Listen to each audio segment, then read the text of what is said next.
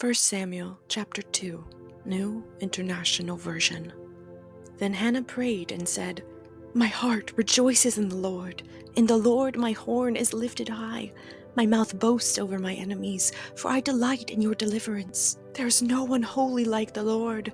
There is no one besides you. There is no rock like our God. Do not keep talking so proudly, or let your mouth speak such arrogance. For the Lord is a God who knows, and by him deeds are weighed. The bows of the warriors are broken, but those who stumbled are armed with strength. Those who are full hire themselves out for food, but those who are hungry no more. She who was barren has borne 7 children, but she who has had many sons pines away. The Lord brings death and makes alive.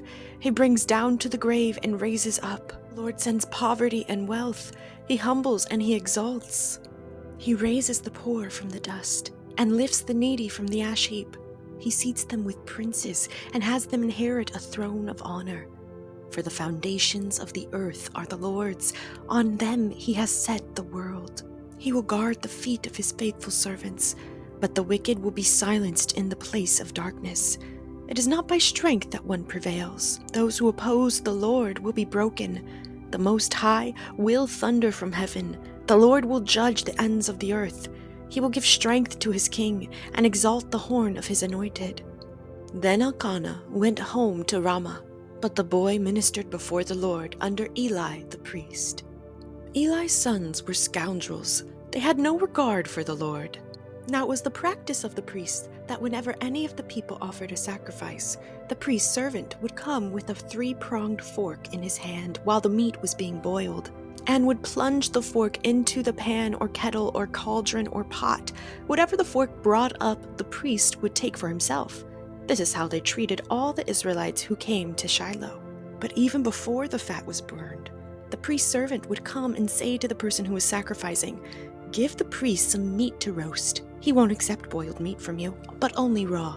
If the person said to him, "Let the fat be burned first and then take whatever you want," the servant would answer, "No, hand it over now. If you don't, I'll take it by force." This sin of the young men was very great in the Lord's sight, for they were treating the Lord's offering with contempt.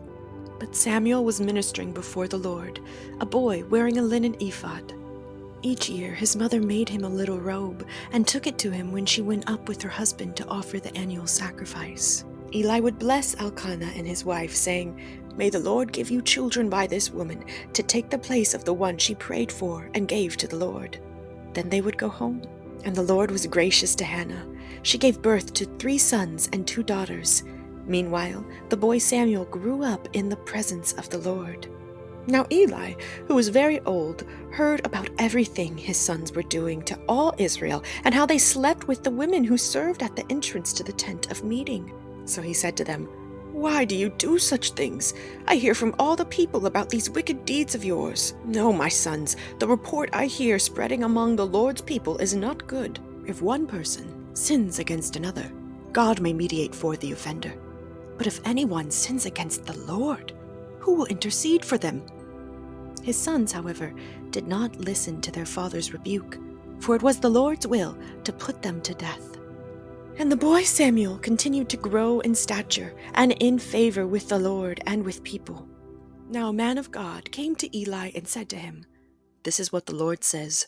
Did I not clearly reveal myself to your ancestors' family when they were in Egypt under Pharaoh? I chose your ancestor out of all the tribes of Israel to be my priest, to go up to my altar, to burn incense, and to wear an ephod in my presence.